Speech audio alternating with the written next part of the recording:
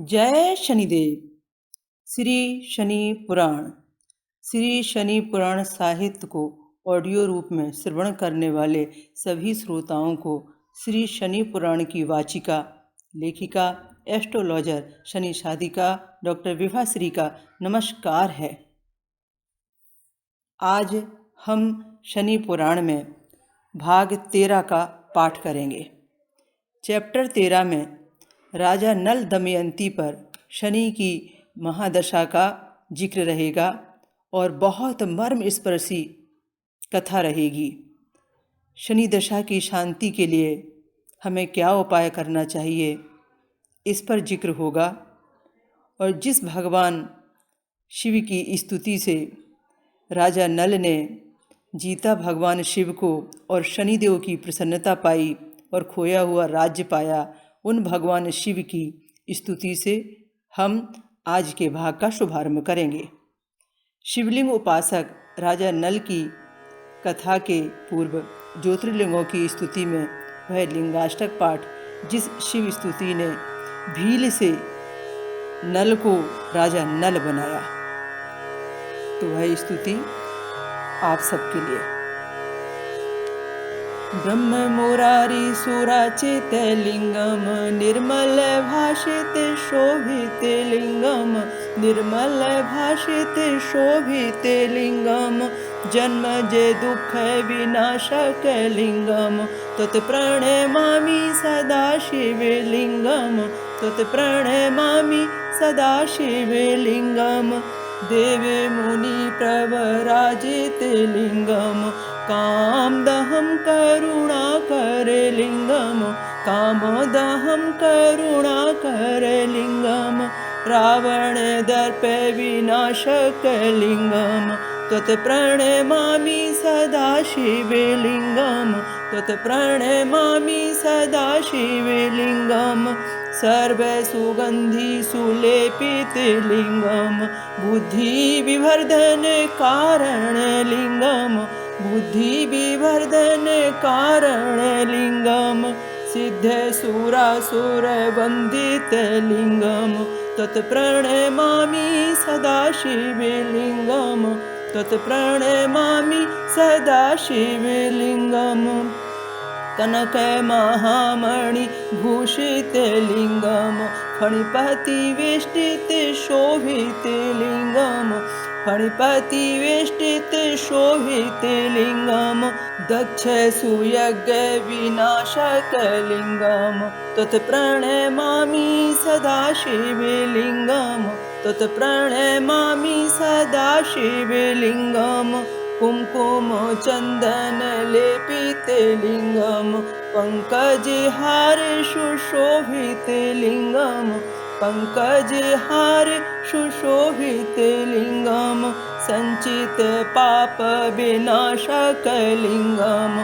तत्प्रणमामि सदा शिवलिंगम, तत्प्रणमामि सदा शिवलिंगम, देवी गणार्चित सेवित लिंगम, भावैर भक्ति भीरे विचालिंगम, भावैर भक्ति भीरे विचालिंगम, दिनकर कोटि प्रभाकर लिंगम, तत्प्रणमामि सदा शिवलिंगम, तत्प्रणमामि सदा शिवलिंगम, अष्टदलो परिवेष्टित लिंगम, सर्वसमुद्भव कारण लिंगम, सर्वसमुद्भव कारण लिंगम, अष्टदरिद्र विनाशित लिंगम, तत्प्रणमामि सदा शिवलिंगम, तत्प्रणमामि सदा शिवलिंगम,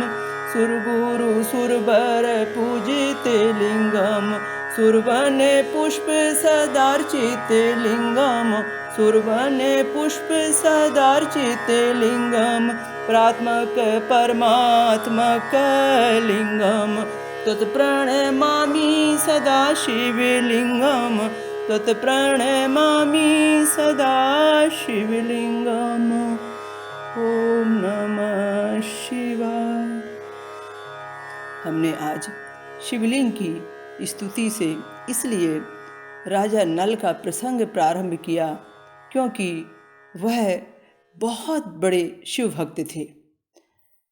तो आज के प्रसंग में राजा नल दमयंती की प्रेम गाथा और शनिदेव ने कैसा उनका जीवन बदला और किस तरीके से वो राजा से रंक बने और रंक से पुनः राजा बने, यह शनि कृपा की गाथा। नल और दमयंती की जो गाथा है वो रवि वर्मा की एक बड़ी कृति है जो महाकाव्य महाभारत में आती है।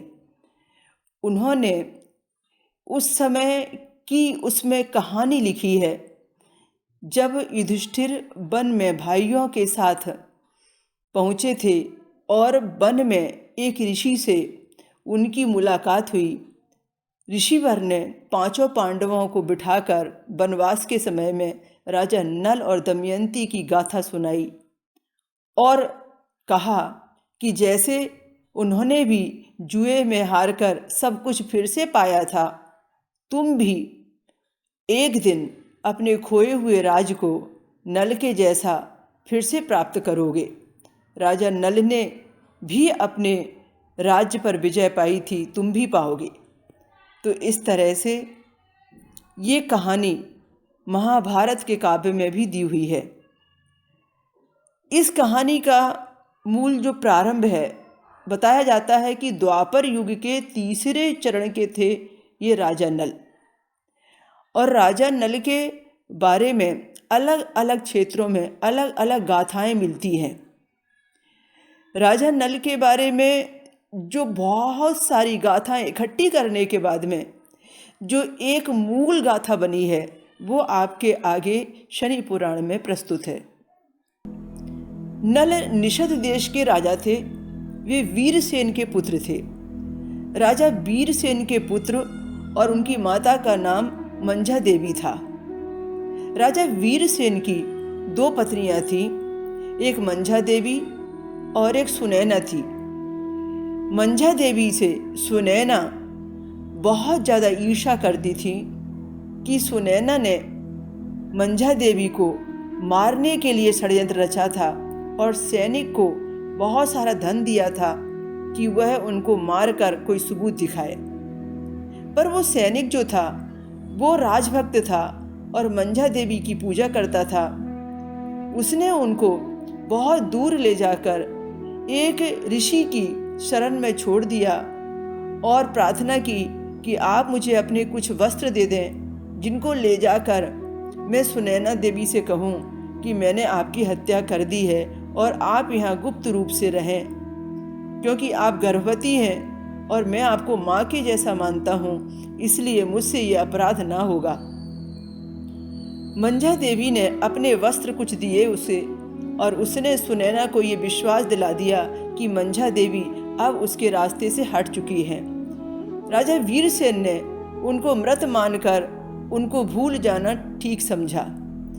ये प्रसंग आता है मध्य प्रदेश के कुछ ग्रंथों में जो राजा नल के ऊपर में राजा नल पुराण के नाम से लिखे गए हैं, और अलग अलग प्रकार के क्षेत्रों में अलग अलग प्रकार की इसमें गाथाएं आती हैं। हम राजा नल की कहानी को समझें उसके पहले हमें जानना होगा कि राजा नल इतने पराक्रमी राजा बने कैसे। भगवान शिव के अनन्य भक्त और अनन्य उपासक ये जो राजा नल हैं वो पिछले जन्म की पुण्य पूंजी से बने थे राजा नल। अब पिछले जन्म की पुण्य पूंजी वो क्या थी, वो आपको एक छोटे से उनके पूर्व जन्म की कथा के माध्यम से समझाया जा रहा है। पूर्व जन्म में ये शिव पुराण में एक कथा आती है कि राजा नल भील थे। राजा नल जो भील थे, भगवान शिव के आशीर्वाद से वे आने वाले अगले जन्म में राजा नल बने। अर्बुदोचल पर्वत के पास में एक भील वंश रहा करता था। उस भील वंश में एक भील रहा करता था जिसका नाम आहुक भील था। आहुक नाम के जो भील थे वही राजा नल बने। भील की पत्नी का नाम उस समय आहुका हुआ करता था। दोनों शिवलिंग के बड़े उपासक थे। उन्होंने जंगल में अपनी झोपड़ी के पास में एक शिवलिंग बनाकर रखा हुआ था और वही उनके लिए सुरक्षा कवच था।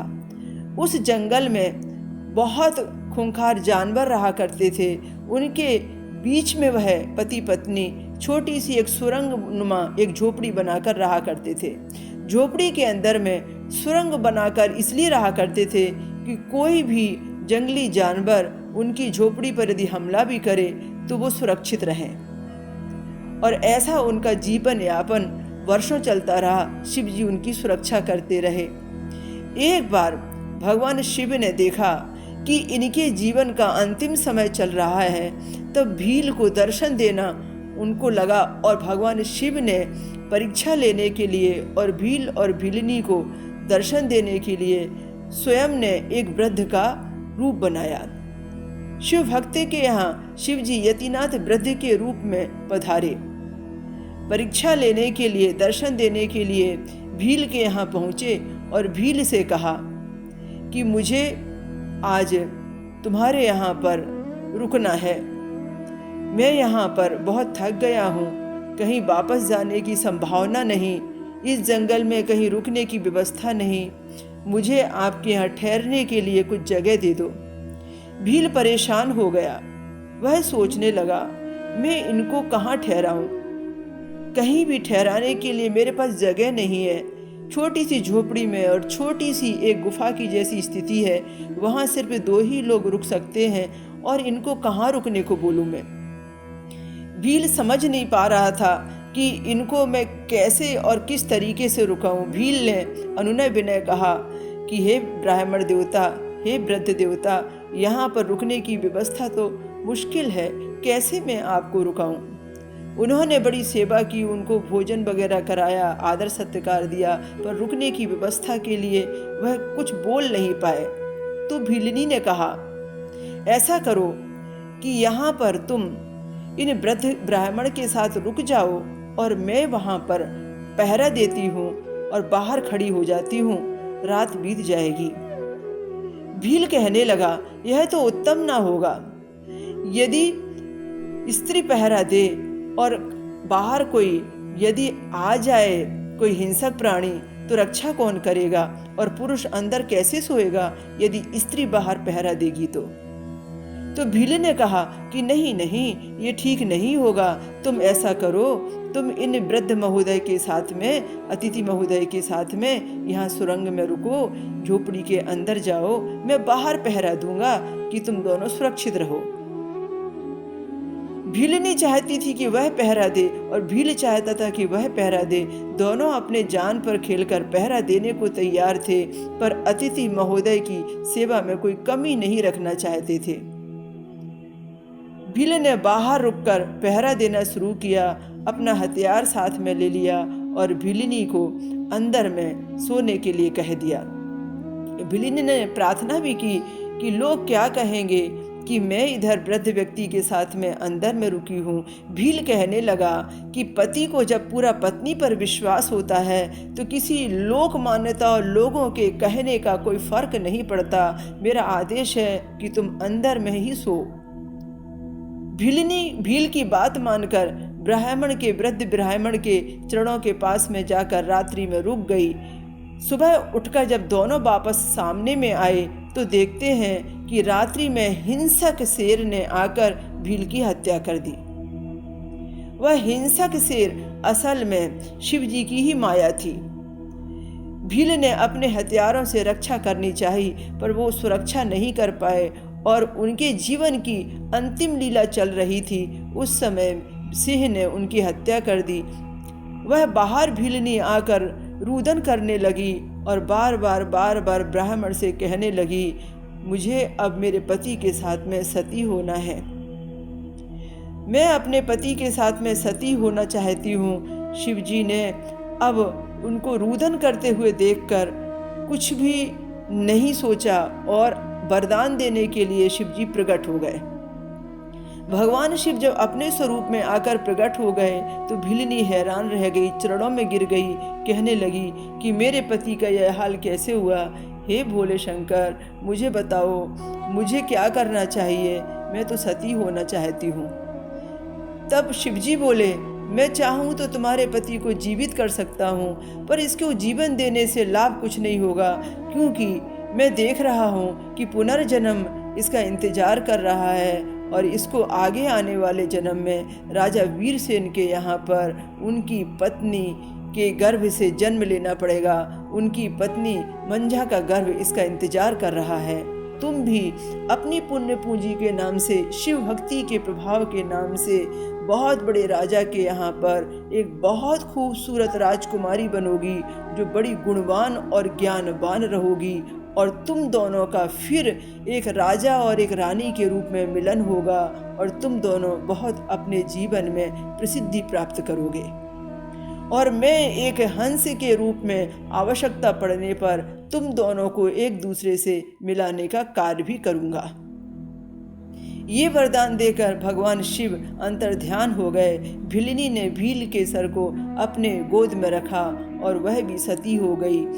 ये कहा जाता है, आज कुछ ग्रंथों में ऐसा लिखा हुआ है कि नंदीश्वर शिवलिंग, जो अचलेश्वर महादेव के नाम से ग्वालियर मध्य प्रदेश के यहाँ पर प्रसिद्ध है, ऐसा मानते हैं कि उस समय निषद क्षेत्र था ये, और निषद क्षेत्र होने से इसी शिवलिंग की आराधना किया करते थे भील और भीलिनी। जहाँ पर आज जंगल ना होकर ग्वालियर क्षेत्र बस गया है। और ये कहा जाता है कि इनके नाम से ही नल पुराण की गाथाएं यहाँ सबसे ज़्यादा प्रचलित हैं। ये पूर्व जन्म की गाथा के अनुसार में कहा गया है कि वो क्षेत्र इनसे संबंधित था। वर्तमान समय की गाथा हम देखते हैं। वर्तमान समय में राजा नल और दमयंती का क्षेत्र दक्षिण भारत कहा जाता है। दक्षिण भारत में त्रुनल्लार को नल और दमयंती का क्षेत्र कहते हैं। त्रू यानी क्षेत्र, नल्लार यानी राजा नल का। तमिलनाडु में है ये। तमिलनाडु में भी राजा नल ने अनेक शिवालयों की स्थापना की थी।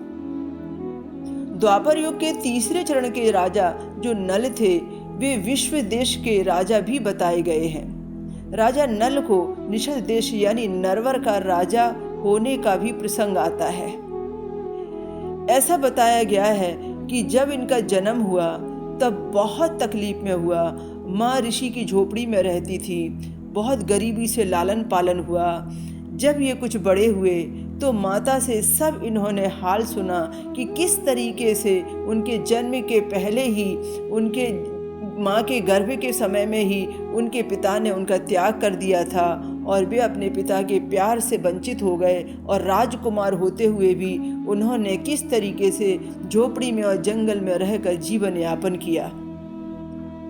उस समय जो वहाँ के गुरुओं ने, जो वहाँ के ऋषियों ने उनको शिक्षा दी, शस्त्र दीक्षा दी, जिस प्रकार से ज्ञान दिया, धर्म का बहुत बड़ा प्रकांड विद्वान बनाया और बहुत श्रेष्ठ इंसान बनाया, उन्होंने इस बात का प्रमाण रख दिया कि तुम चाहो तो तुम अपने देश को जीत सकते हो और अपने पिता से अपना अधिकार मांग सकते हो।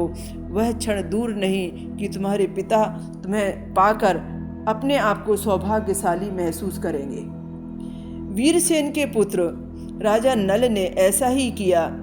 एक बार अकेले ही अपने पूरे शक्ति के साथ में उसने अपने क्षेत्र पर, जिसे हम निषद क्षेत्र कहते हैं या जिसे हम राजा नल का क्षेत्र कहते हैं, राजा वीरसेन के यहाँ पर चढ़ाई कर दी और लोहा मनवा लिया। वह जीत गए। राजा वीरसेन हार गए। फिर उन्होंने अपना परिचय दिया। राजा वीरसेन के पास प्रायश्चित के आंसू थे। वह समझ नहीं पा रहे थे कि मैंने कितनी बड़ी गलती की है। उन्होंने मंझा देवी से भी बहुत सारी माफ़ी मांगी, प्रायश्चित किया और कहा कि मेरा सबसे बड़ा प्रायश्चित यही है कि मैं इस उम्र में अपना राजपाट राजा नल को दे दूं और मैं यहाँ से उस सुनैना के साथ में निकल कर बाहर वानप्रस्थ ले लूँ, मैं बाहर तप करूँ, जिसके कारण मैंने मंझा देवी को त्यागा है। राजा वीरसेन के इस फैसले का सबने स्वागत किया और प्रायश्चित के लिए इससे बड़ा मार्ग ही नहीं लगा था। वे सुनैना को लेकर प्रायश्चित यात्रा में निकल गए और उन्होंने वानप्रस्थ ले लिया। इधर राजा नल अपना राजकाज संभालने लगे और बहुत प्रसिद्धि राजा नल की प्राप्त हो गई। वो अति सुंदर थे, शास्त्रों के ज्ञाता थे, अश्व संचालक में बहुत निपुण थे। उनके जैसे अश्व दौड़ाने वाला कोई व्यक्ति ही नहीं नजर आता था। इस तरह से नल दमयंती की दोनों की दास्तां थी। दमयंती तो इतनी खूबसूरत थी कि ज्ञान से देवता तक प्रभावित थे। राजा भीमा को अपनी बेटी के लिए वर स्वरूप देवता की ही अभिलाषा थी। दमयंती आज के समय में, जिसे हम महाराष्ट्र कहते हैं, विदर्भ कहते हैं, पूर्वी महाराष्ट्र कहते हैं, वहाँ पर एक भीमा नरेश हुआ करते थे, भीष्मक जिनका नाम था। उनके यहाँ पर एक बेहद खूबसूरत कन्या का जन्म हुआ जिसका नाम दमयंती रखा गया। आज के महाराष्ट्र क्षेत्र की वह बेटी थी। दमयंती की खूबसूरती को देखकर सभी व्यक्ति चाहते थे कि उनके जीवन में दमयंती का प्रवेश हो। राजा नल की वीरता, शस्त्र विद्या, अश्व संचालन, भक्ति नेकी के भी चर्चे कम नहीं थे। राजा नल ने अपने मन में दमयंती को अपनी रानी बनाने की इच्छा से अपना प्रिय हंस दमयंती के पास संदेश लेकर भेजा। जहां देवतागण भी चाहते थे कि दमयंती उनके जीवन में प्रवेश करे, यहाँ तक कि दमयंती के पिता भीमा भी चाहते थे कि उनकी बेटी के लिए वर स्वरूप देवता ही मिले। वहाँ पर राजा नल की भी इच्छा ये थी कि वह दमयंती को पाना चाहते थे। दमयंती के पास हंस ने जैसे जैसे आना जाना शुरू किया, राजा नल के जीवन से वह प्रभावित होने लगी और मन में उसने एक संकल्प किया कि यदि स्वयंवर होगा तो मैं राजा नल का ही वरण करूंगी। उस समय 5 देवता मन में ये प्लान बना रहे थे, सोच रहे थे कि स्वयंवर होगा तो वो भेष बदल कर जाएंगे और वो वहाँ पर दमयंती का वरण करेंगे। उन 5 देवताओं में ऐसा प्रसंग में आता है कि उन 5 देवताओं में इंद्र, वरुण, वायु, अग्नि और यम आदि भी थे जो भेष बदलकर दमयंती के स्वयंवर में पहुंचे थे। उन देवताओं ने दमयंती के स्वयंवर में भाग लिया। इधर राजा नल ने भी दमयंती के स्वयंवर में भाग लिया।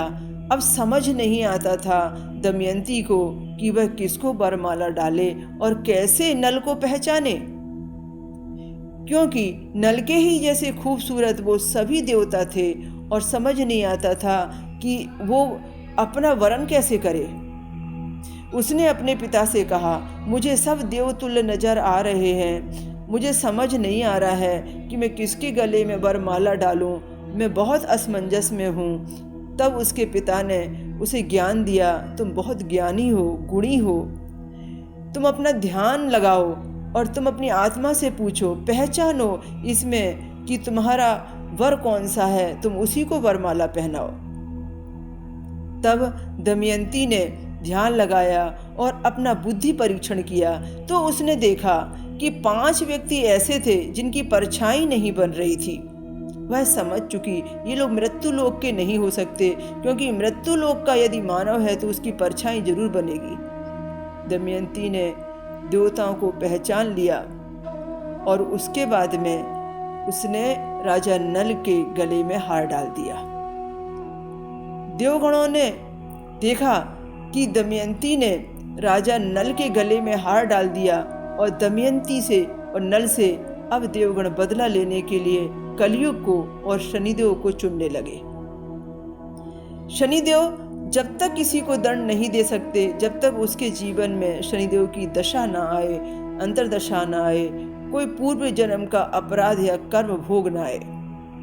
शनिदेव ने इंद्र से कहा, मैं आपका कार्य अवश्य करूंगा, पर मेरा समय आने पर करूंगा। जो पिछले जन्म में इसने भील होकर हिंसाएं की हैं, उसके अनुसार मैं उसे दंड अवश्य दूंगा, पर मुझे मेरे समय का इंतजार करना होगा। इंद्र ने कलयुग का सहारा लिया और कलयुग से कहा कि तुम्हें मेरा साथ देना है।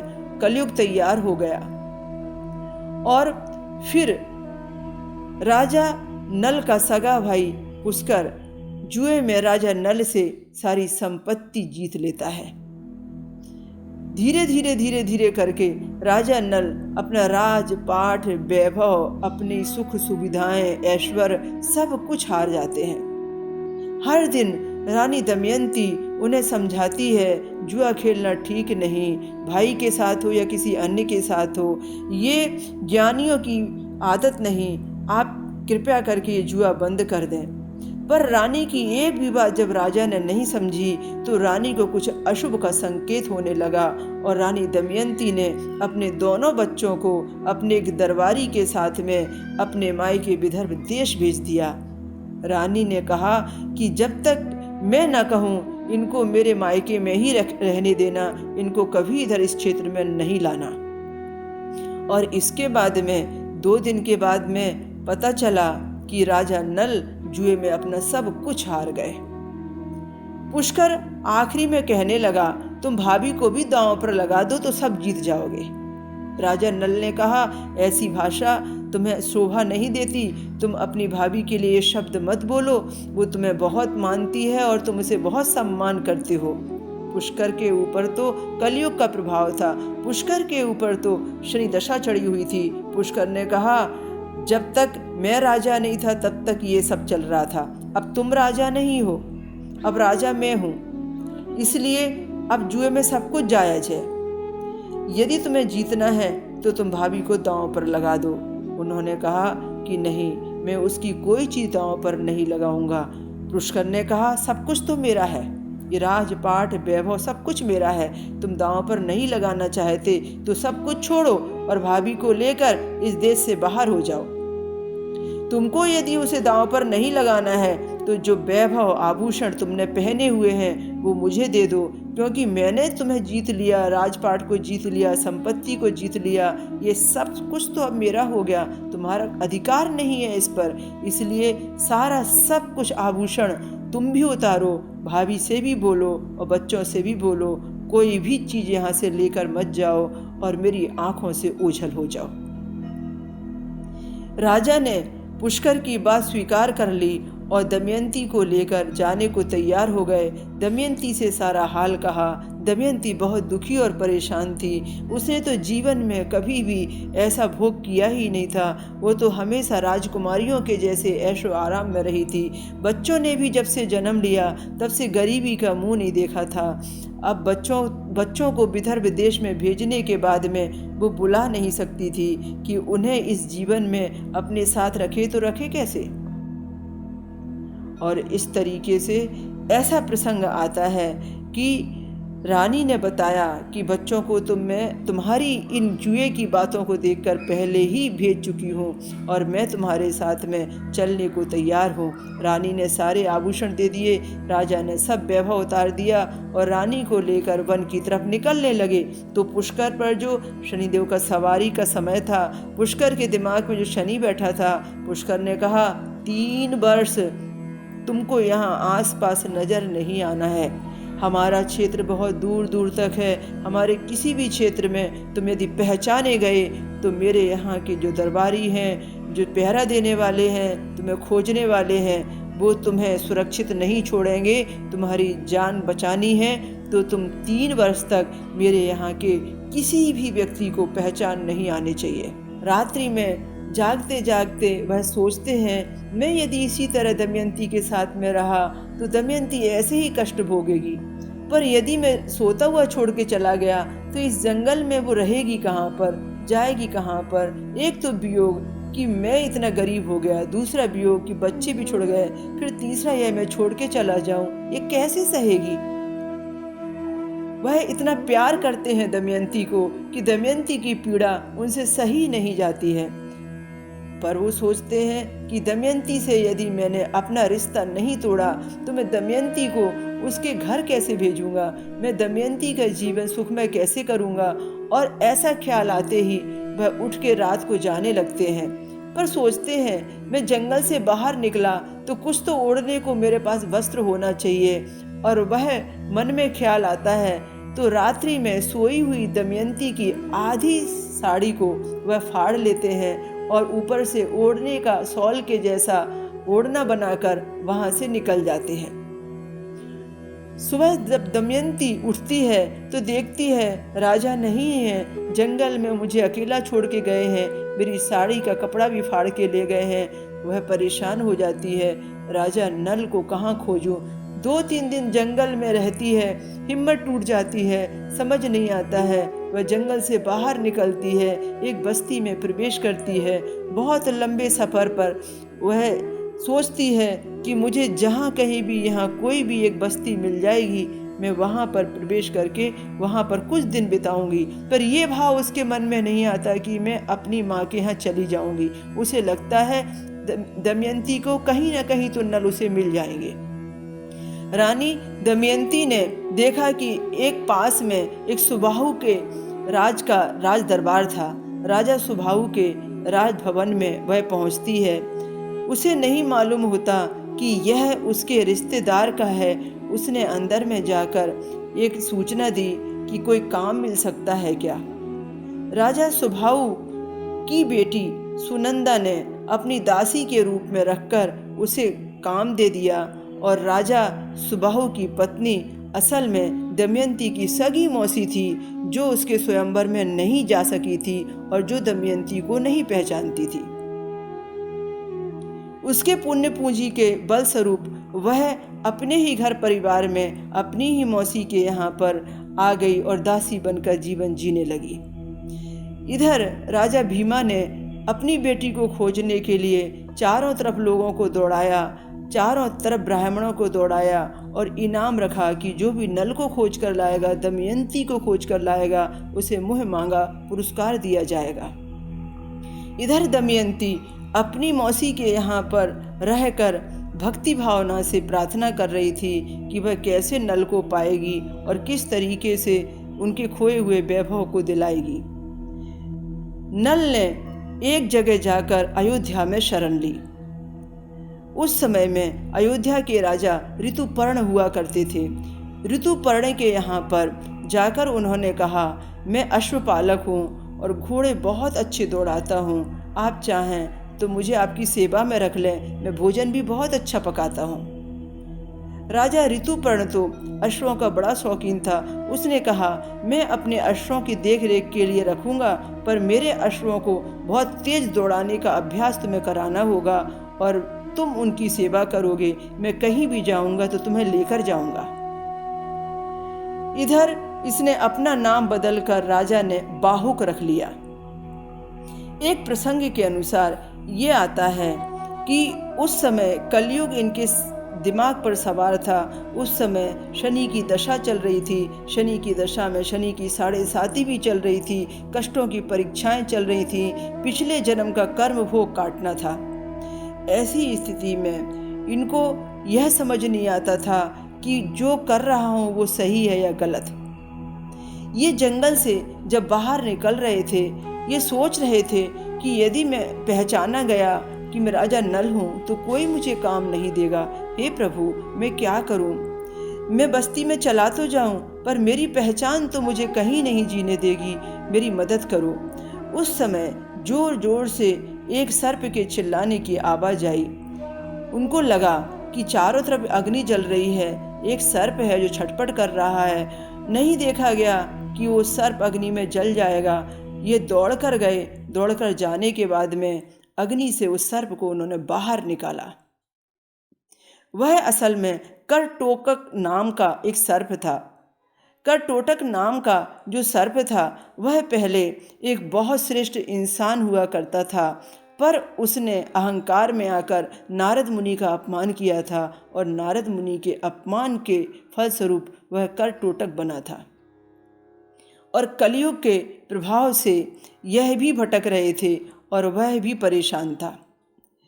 ऐसी स्थिति में सर्प को बाहर निकालकर जैसे ही वो सर्प को फेंकने लगे तो सर्प ने उनसे कहा, राजा, मैं तुम्हें पहचान गया हूँ, तुम बड़े पुण्यात्मा हो, मैं तुम्हारा ही इंतजार कर रहा था।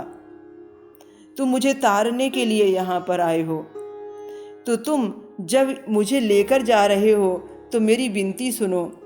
मेरी प्रार्थना यह है कि तुम मुझे 10 कदम दूरी पर ले जाकर फेंको।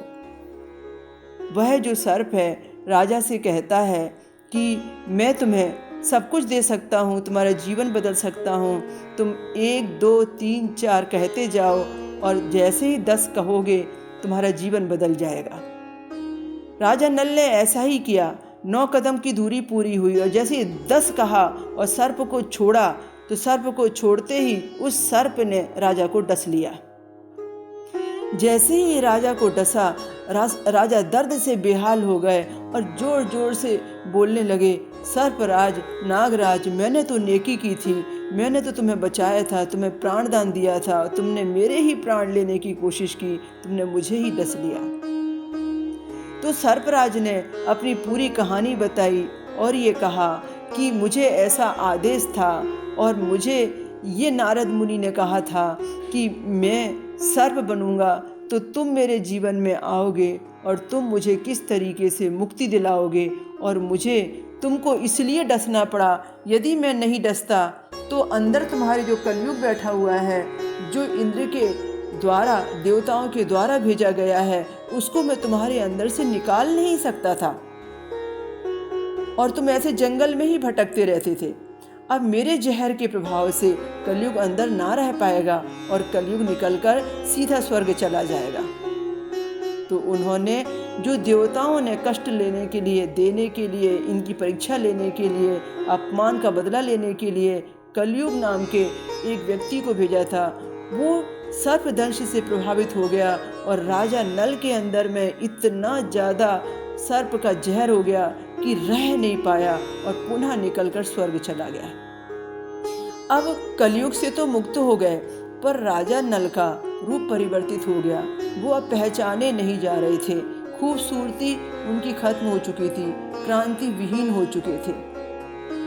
क्रांति विहीन जब राजा हो गए तब उन्होंने सोचा, अब तो मुझे कोई पहचान नहीं रहा है। जब मुझे कोई पहचान नहीं रहा है तो मैं अब शहर के अंदर में जा सकता हूँ। पहचान नहीं आने के कारण उस नाग ने कहा कि तुम 3 साल क्या 12 साल भी तुम कहीं भी आसपास तुम्हारे क्षेत्र में रहोगे, कोई तुम्हें पहचान नहीं पाएगा। तुम दमयंती के भी पास जाओगे तो लोग तुम्हें पहचान नहीं पाएंगे। मेरा डसना तुम्हारे लिए बहुत बड़ा सुरक्षा कवच बनकर काम आएगा। तो राजा नल ने कहा, पर मैं ऐसे जीवन कैसे जीऊँगा, मेरा सब कुछ पहले जैसा कब होगा। तब सर्पराज ने कहा, मैं तुम्हें एक वस्त्र दे रहा हूँ, वो वस्त्र बहुत पवित्र और जादुई है, उस वस्त्र को संभाल कर रखना। जिस दिन तुम दमयंती से मिलोगे और जिस दिन तुम्हारे अंदर से ये आवाज़ आएगी कि बस अब मुझे इस वस्त्र को पहनना है और मैं दमयंती के द्वारा पहचाना जाऊं, तब उस दिन तुम इन वस्त्रों को धारण कर लेना। जैसे ही तुम मेरे इस दिए गए वस्त्र को धारण करोगे, वैसे ही तुम पूरे प्रभाव से मुक्त हो जाओगे, मेरे जहर के प्रभाव से भी मुक्त हो जाओगे और शनिदेव जी की दशा के प्रभाव से भी मुक्त हो जाओगे। ये भक्ति के प्रताप का आशीर्वाद जो वस्त्र है, ये ऋषि की संपत्ति है। तुम इसे पहनने के बाद में आशीर्वाद पाओगे, नल बन जाओगे और दमयंती से तुम्हारा मिलन हो जाएगा। इस तरीके से वह वस्त्र लेकर अयोध्या पहुँचे। उस अयोध्या में पहुंचकर ऋतुवर्ण के यहाँ पर वह घोड़े दौड़ाने लगे। अब समझ में नहीं आ रहा था कि राजा भीमा को कि किस तरीके से बेटी को पाए और दामाद को पाए। राजा भीमा का एक सुखदेव नामक ब्राह्मण ये पता लगाकर आया कि एक राजा सुबाहु है, वहाँ पर एक बहुत खूबसूरत नारी है, वो दमयंती ही है और वहाँ पर रह रही है। वह दमयंती को लेने पहुंचा। उसने बताया कि मैं तुम्हारे राज्य से आया हूं और तुम्हारे पिता ने मुझे भेजा है। दमयंती की मौसी को जब यह पता चला ये तो मेरी बहन की बेटी है, वह बहुत परेशान हुई और सोचने लगी, मैंने मेरी बहन की बेटी को मेरे यहाँ दासी बना कर रखा था, यह तो मुझसे बहुत गलत हो गया। उसने बहुत माफ़ी मांगी दमयंती से और दमयंती को बहुत अच्छे तरीके के सम्मान के साथ में विदा दिया और दमयंती सुखदेव नामक ब्राह्मण के साथ में राजा भीमा के यहाँ विदर्भ देश में राजकुमारी बनकर पुनः वापस आ गई और अपने दोनों बच्चों के साथ में रहने लगी। वहाँ पर राजा नल की वापसी के लिए तप करने लगी। यहाँ अलग अलग प्रकार के प्रसंग आते हैं। दमयंती को समझ में नहीं आता है नल को कैसे पाऊं। राजा नल को पाने के लिए चारों तरफ लोगों को दौड़ाया गया है। इधर जो दमयंती है वह ज्योतिषों से मिलती है, भविष्यकारों से मिलती है। राजा भी प्रयास कर रहे हैं कि किस तरीके से मेरी पत्नी के लिए मैं उसके पति को वापस लाऊं। ज्योतिषाचार्यों ने कहा, भविष्यवक्ताओं ने कहा कि राजा नल को शनि की दशा चल रही है। राजा नल के बच्चों पर भी शनि की दृष्टि का प्रभाव है और दमयंती पर भी 7.5 के प्रभाव है। राजा नल पर तो अभी 7.5 उतरने तक के बाहर रहने का योग बनता है। आप ऐसा करो कि दमयंती से कहो कि राजा नल के लिए शिव जी की आराधना करे, राजा नल के लिए शनिदेव को मनाए। ज्योतिषाचार्यों से मिलकर, भविष्यवक्ताओं से मिलकर, पुरोहितों से मिलकर नल ने जो भी अभी तक नहीं किया था शनि की दशा में, वो सब कुछ दमयंती ने करना प्रारंभ किया। दमयंती ने राजा नल को बुलाने के लिए शनिवार के व्रत किए, शनि मंत्रों का जाप किया, शनिदेव को मनाने के लिए संकल्प लिया कि मैं 33 शनिवार का व्रत रखूंगी और राजा नल की वापसी के लिए मैं यहाँ मेरे क्षेत्र में बहुत बड़े पैमाने पर शनिदेव की यात्रा भराऊंगी। मैं शनिदेव का महल बनाऊंगी, मंदिर बनाऊंगी, स्थापना कराऊंगी, मूर्ति लाऊंगी और मूर्ति के ऊपर मैं अभिषेक पूजन करूंगी, प्राण प्रतिष्ठा करूंगी, शनि भगवान का दरबार सजाऊंगी। उसके मन में शनिदेव के प्रति अगाध श्रद्धा उमड़ी और उसने ये सोच लिया कि यदि पीड़ा शनिदेव की है तो निवारण भी शनिदेव पक्का करेंगे। पूर्व जन्म कृत पीड़ा से इस जन्म का पुण्य जब दुगना हो जाएगा तो पूर्व जन्म का कष्ट अपने आप चला जाएगा। दमयंती को पुरोहितों ने समझाया कि किस तरीके से उसे शनिदेव को मनाना है, तप करना है, कैसे शिव पूजन से शुरुआत करनी है और कैसे शनिदेव जी से प्रश्न करने हैं और किस तरीके से शनिदेव का तप करके वो राजा नल को वापस ला सकती है। संकल्प यह है कि उसे शनि मंदिर बना के प्राण प्रतिष्ठा करानी है, स्वयं पुरोहित बनेगी, स्वयं याचक बनेगी और स्वयं ही स्थापना कराएगी। दमयंती ने ऐसा ही किया। दमयंती के मन में एक विचार आया कि मैं क्या करूं राजा नल को बुलाने के लिए। शनिदेव ने एक विचार दे दिया कि वह अपने स्वयंवर की घोषणा कर दे। उसके स्वयंवर की बात सुनकर राजा जहां भी होगा वापस आ जाएगा, क्योंकि दमयंती से वो इतना प्यार करता है कि सह नहीं सकता कि उसके होते दमयंती कोई दूसरी शादी करे। दमयंती के मन में जब ये भाव आया तो उसने अपने पिता से कहा कि पिताजी, मेरे स्वयंवर के लिए आप घोषणा कर दें, मुझे दूसरे स्वयंवर के लिए मन में एक प्रेरणा आई है। राजा कहने लगे, यदि ऐसा हो गया, राजा महाराजा हो गए, आ गए और तुमने किसी का वर्ण नहीं किया तो अनर्थ हो जाएगा, घोर अपमान होगा, वे सारे व्यक्ति मुझे बहुत अपमानित करेंगे। और यदि नल आ गए तब तो बहुत अच्छा है, तुम्हारी भक्ति स्वीकार हो जाएगी, पर नल नहीं आए तब क्या करोगी। दमयंती को अपनी भक्ति के ऊपर अगाध श्रद्धा थी, जो शनिदेव प्रेरणा दे रहे थे उसके ऊपर अगाध श्रद्धा थी। दमयंती ने कहा, मुझे पता है राजा नल जरूर आएंगे। ऐसा ही हुआ, स्वयंवर रचा गया, सब जगह पता चला, खबर फैल गई, अयोध्या में भी खबर गई। वहाँ पर अयोध्या में वही ब्राह्मण गया खबर लेकर, जिस ब्राह्मण ने पहचान लिया था कि यहाँ पर जो घोड़े दौड़ाने वाला व्यक्ति है निश्चित रूप से ये राजा नल ही हो सकता है। अयोध्या में जब खबर गई तो अयोध्या में उसने रानी के बारे में सब कुछ बताया और ये कहा कि रानी का स्वयंवर हो रहा है, अयोध्या नरेश पधारे।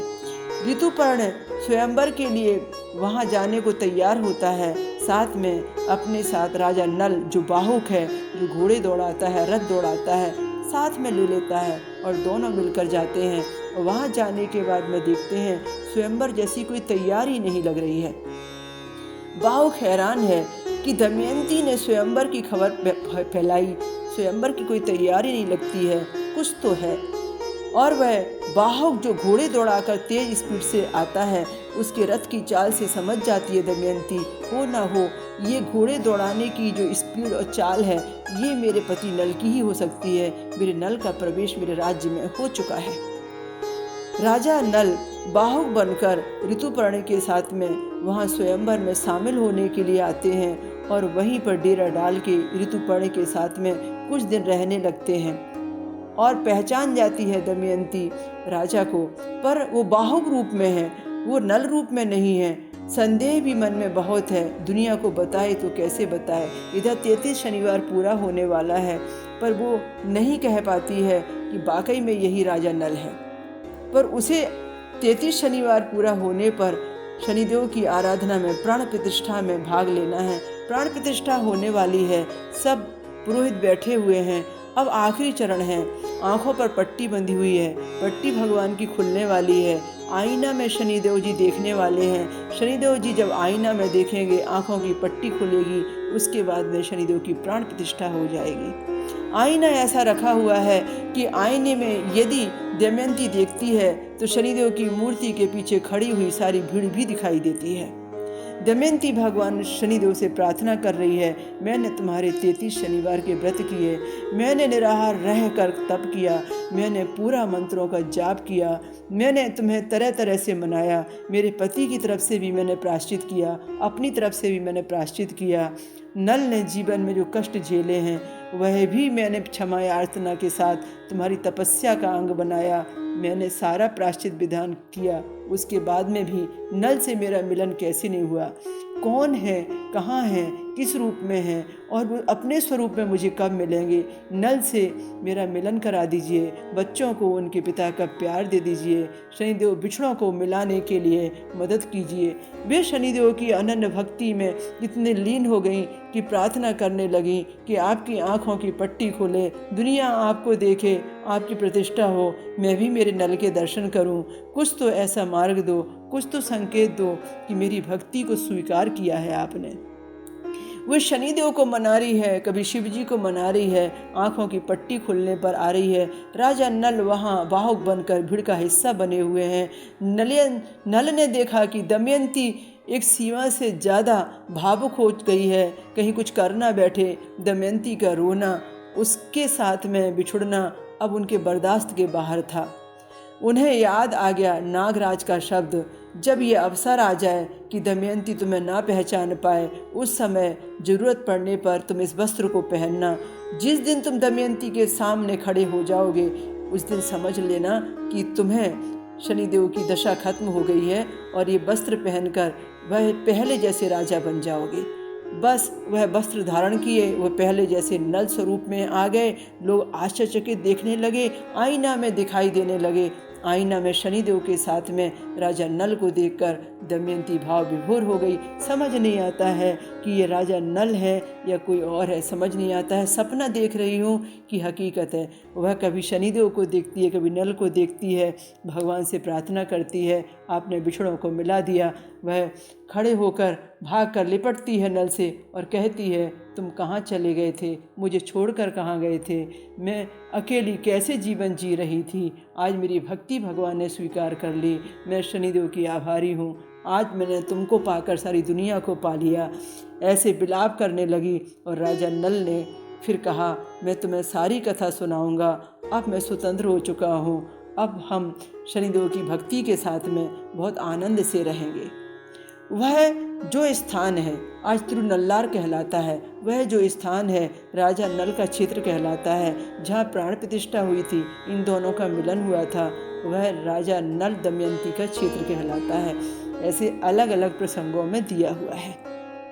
और राजा नल और दमयंती के इस मिलन के बाद में फिर वो पहुँचे थे पुष्कर के पास में अपने राज्य को मांगने के लिए और अपना समय पूरा होने की बात कहने के लिए। पुष्कर ने बहुत शर्मिंदगी महसूस की, पुष्कर ने बहुत क्षमा याचना की, सारा राज्य पाठ उनको दे दिया, श्रद्धा से उनको आसन पर बिठाया और कहा कि पता नहीं मुझे क्या हो गया था, 3 साल बाद जब मुझे सद्बुद्धि आई, मैंने कहाँ कहाँ तुम्हें नहीं खोजा पर कहीं तुमको नहीं पाया, मुझे माफ़ करो। इस तरीके से जब शनि का भार पुष्कर के ऊपर से उतर गया तो पुष्कर ने बहुत क्षमा याचनाएँ की और अपने भाई को आदर के साथ में पुनः उसी सम्मान के साथ में गद्दी पर बिठाया। इस तरह से राजा नल की इस कहानी में बहुत कुछ छुपा है और सबसे बड़ी बात तो यह छुपी हुई है कि कैसे उपासना करें। नारी भी उपासना कर सकती है पुरुष के अलावा, और किस तरीके से मंत्र जाप करना चाहिए, किस तरीके से हमें व्रत करना चाहिए और कैसे हमें भगवान के आगे तेल की जोत जला के प्रतिदिन की आराधना में कैसे संकल्प लेने चाहिए और शनिदेव जी की मूर्ति प्राण प्रतिष्ठा में भी भाग लेकर कैसे पुण्य पाया जा सकता है और कैसे हम संकल्प ले सकते हैं कि कहीं भी यदि कोई श्रेष्ठ कार्य हो रहा हो तो अपने पुण्य को कैसे बढ़ा सकते हैं। ये सारी प्रार्थना, ये सब हमने आज नल दमयंती के प्रसंग के द्वारा पाया और सीखा। इसके शांति विधि विधान इसमें ही सारे छुपे हुए हैं। जय शनिदेव।